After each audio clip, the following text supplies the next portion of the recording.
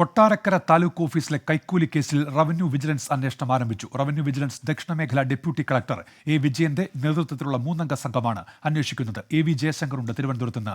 ജയശങ്കർ, അന്വേഷണ വിവരങ്ങൾ എന്തൊക്കെയാണ്?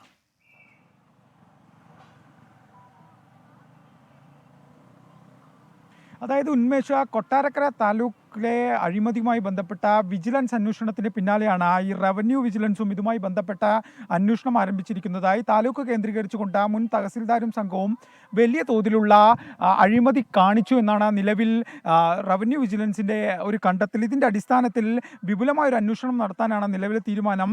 ഈ റവന്യൂ വിജിലൻസ് ദക്ഷിണ മേഖല ഡെപ്യൂട്ടി കളക്ടർ എ വിജയന്റെ നേതൃത്വത്തിലുള്ള 3 അംഗ സംഘത്തിനാണ് നിലവിൽ അന്വേഷണ ചുമതല. കഴിഞ്ഞ ദിവസം ഈ സംഘം ഓഫീസിലെത്തുകയും ഫയലുകൾ ഉൾപ്പെടെ പരിശോധിക്കുകയും ചെയ്തിട്ടുണ്ട്. ഈ പരിശോധനയിൽ പ്രാഥമികമായി വലിയ തോതിലുള്ള അഴിമതി താലൂക്ക് കേന്ദ്രീകരിച്ച് നടന്നു. കോറി മാഫിയയിൽ നിന്നുൾപ്പെടെ വലിയ തോതിൽ കൈക്കൂലി ഉൾപ്പെടെ വാങ്ങി എന്നുള്ള ഒരു കണ്ടെത്തൽ പ്രാഥമികമായി ഈ സംഘം രേഖപ്പെടുത്തിയിട്ടുണ്ട്.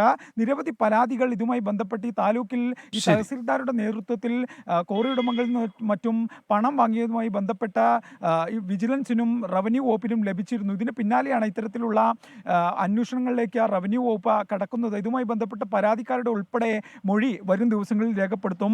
ഈ വിജിലൻസ് നടത്തുന്ന അന്വേഷണത്തിന് പുറമെയാണ് റവന്യൂ വിജിലൻസ് ഈ വിഷയവുമായി ബന്ധപ്പെട്ട് കൊട്ടാരക്കര താലൂക്കിലെ ഈ അഴിമതിയുമായി ബന്ധപ്പെട്ട് കൈക്കൂലി കേസുമായി ബന്ധപ്പെട്ടുകൊണ്ടുള്ള അന്വേഷണം നടത്തുന്നത്. വിജിലൻസ് അന്വേഷണം പുരോഗമിക്കുകയാണ്.